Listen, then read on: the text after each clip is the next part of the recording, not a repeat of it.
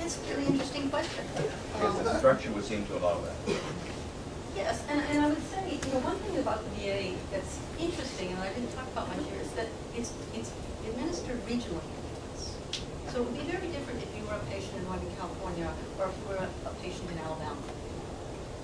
Because the people who are actually, these chaplains would be spiritually assessing you and providing your spiritual care might be the local Baptist pastor in Alabama and might be a guru in Northern California. So there's going to be a lot of variety in how this, and I would say that, I guess my answer to that question was be yes. You might view as what your problem is spiritual, and the chaplain might view your problem as purely spiritual. But I'm not sure purely spiritual exists in this context. But yes, that's an interesting question. Thank you. I haven't really finished all the research on this, and I will keep that in mind. Yes? I was just a question on this, the same thing as VA chaplains. Is there sort of like a checks and balances against, or to check exclusivists or like crypto proselytizing individuals, individual chaplains in the system? It's certainly, formally speaking, the VA, all over its website and in all its training, et cetera, has a commitment to non-discriminatory provision of care and to the opt-out provision, so that you can opt out of spiritual care. And that's all understood by the VA to be required constitutionally. There's a lot of stories about bedside proselytization, and the fact that the VA and other government chaplaincies, including military, have to mention this suggests that it's a real problem. There's a lot of anecdotal evidence that there's a problem with it. Yes? Yes? Just to piggyback on that question, you haven't mentioned that, and I like what you said. It's really quite an insight. But given the power in the United States of being religious right, and for example, their influence in getting a lot of AIDS money dedicated to abstinence, that kind of power that translates into specific policies using government money is still there. And in addition to the anecdotes like there's those questions about some of the military academies where that kind of thing happens quite a bit. I know in New York and in some places where Catholic institutions and other institutions take care of AIDS patients, there was proselytizing there. As we suggested, there's still that factoid about the scriptural verses on tanks, which just came up. Is that a factor in all this?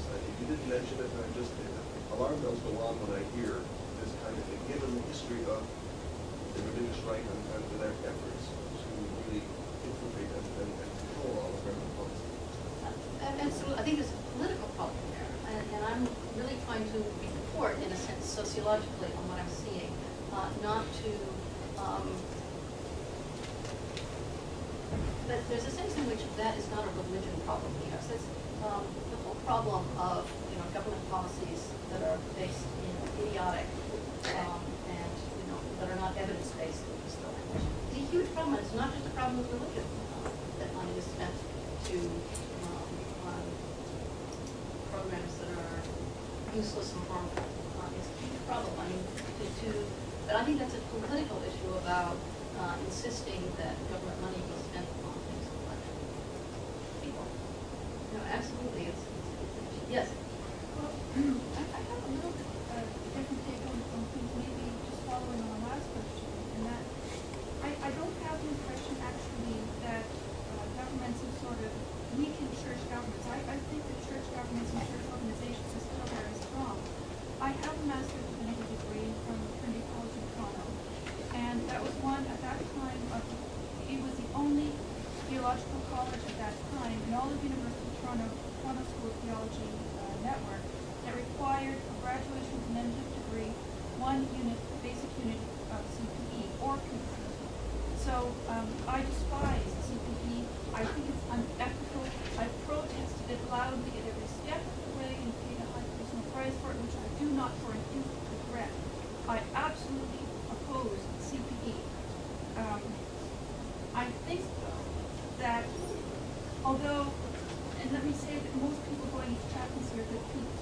I think their heart is in it in the right place, they're in it for the right reasons.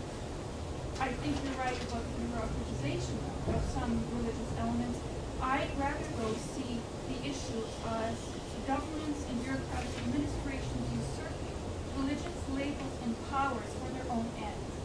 For example, in the hospital where I was working, and I was a chaplaincy intern for almost a painful whole year, what I saw is that chaplains were for the most part there, from my perception, to justify to patients, to calm patients and their families when surgeries went horribly wrong.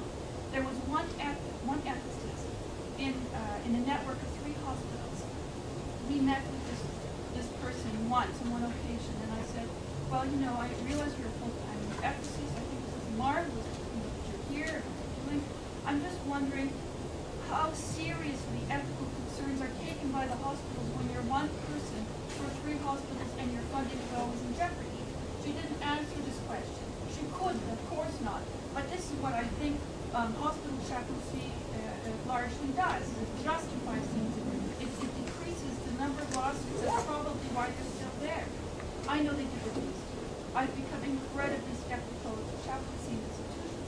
But I think it's more a case of bureaucratic institutions and governments usurping a source of power, ultimately to which it is impossible to be held accountable. That is the value of bringing religion into these places. It's not that the religious governments and so on are weaker. It's that they have a particular, useful value. They're a source of power. They have a functional purpose for governments. Thank you for your comment. I'm not familiar with the Canadian context, and it's helpful to hear. It's just as bad. It's a complicated story. I think that what you're saying is part of what's going on. Absolutely. But I don't think that's new. I don't think it's new that religious organizations are embedded with the powers that be. I think that's an old story. By the way, none of my colleagues like CPE either. Yes, Heather. I just wanted to, something you mentioned sort of at the end that I was thinking about, in terms of the theorists who said that the state messing with marriage laws is in fact messing with the church. And that for me assumes, or refers really only to the church that supports heterosexual marriage or opposes same-sex marriage, doesn't it? I mean, isn't this some of this as we're working toward changing?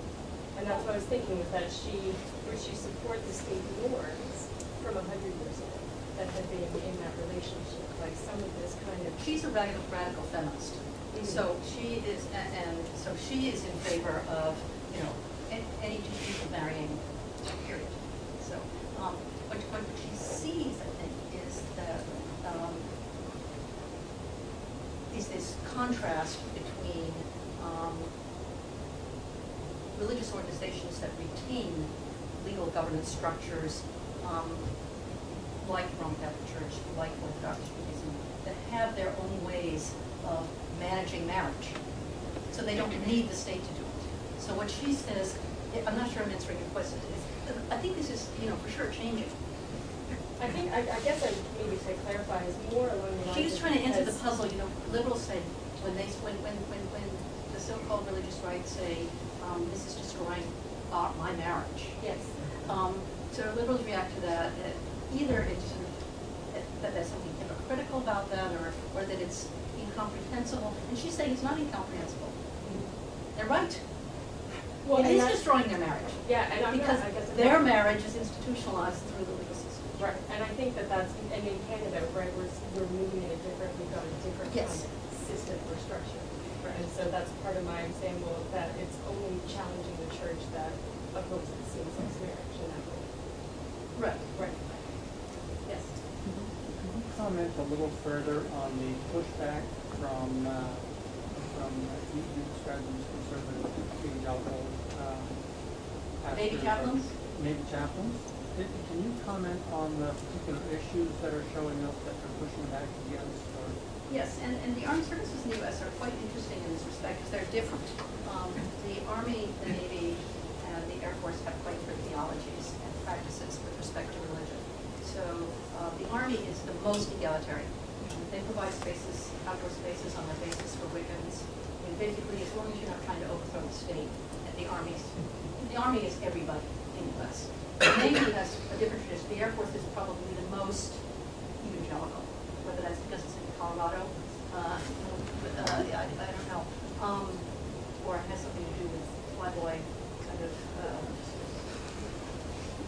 But the Navy case is really, really interesting. So the argument they're making is that that the Navy, on their bases outside the U.S., especially this is where this occurs, that base commanders require you to give to have an inclusive theology, and that the plum assignments, which are the Christmas sermon, for example, are given to those liberal chaplains who will preach universal salvation, because base commanders don't want someone to get up and say Jesus is the only way, and that they're arguing that this is a violation of their religious freedom. They're also arguing that they've been refused promotions because the chaplaincy, I don't know how it works in Canada. In the U.S., they are within the promotion structure, so they are within the officer.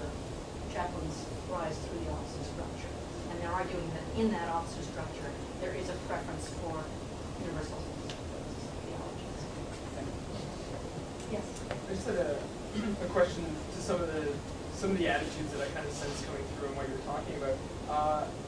And it kind of triggered for me when you're talking about the FFRA versus the VA case, where briefly the FFRA kind of charged that the VA is assuming that religion is a positive good. Do you feel that that charge is accurate, and do you also feel that it reflects kind of an attitude towards religion for American governance as a whole? That's really hard to generalize about the entire. Remember, there are 50 states, there are lots of American governments. I do think that there is a shift towards, but it's also one that is not a shift. I mean, in the sense that the value of religion, the importance of religion, the positive valuation of religion is an old story in the U.S. I would say that we're shifting back from maybe a suspicion of religion in the latter part of the 20th century back to a notion that religion is I think the FFRF is right. And if you look at their website, they look like an embattled minority. 5 people. They're trying to hold back the tide. Yes. I was just thinking about when you were talking about the VA and the list of provisions that they currently recognize. How much of that is theory versus practice? Considering in light of, I think there was a 2001 case where the widow wanted to have a pentagram put on her husband's marker at Arlington. So how much of that is like they recognize it versus actually being in practice? It's enormously uneven. Okay. This is a jerky thing. I mean, I'm trying, and obviously using really broad brush strokes here. Yes. Okay. So it's practice. Yes. I have 2 questions. One is you talked about the Jewish and the Islamic groups having power over marriage. So how far, like Canada had that debate here some time ago, and Ontario certainly had rejected that. So I'm asking you, how far are the chaplains allowed to conduct marriage and divorce and so on for the Jewish and Islamic faith in the U.S. and others? And that's an issue the state really, you think, Yes. So the regulation of marriage in the U.S. So marriages are performed by clergy.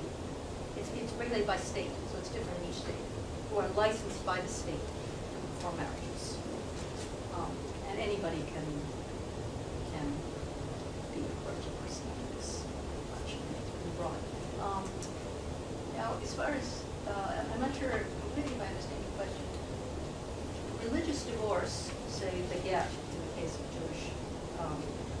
Jewish tradition, there are ways in which New York state law has accommodated itself to the need that Jewish Orthodox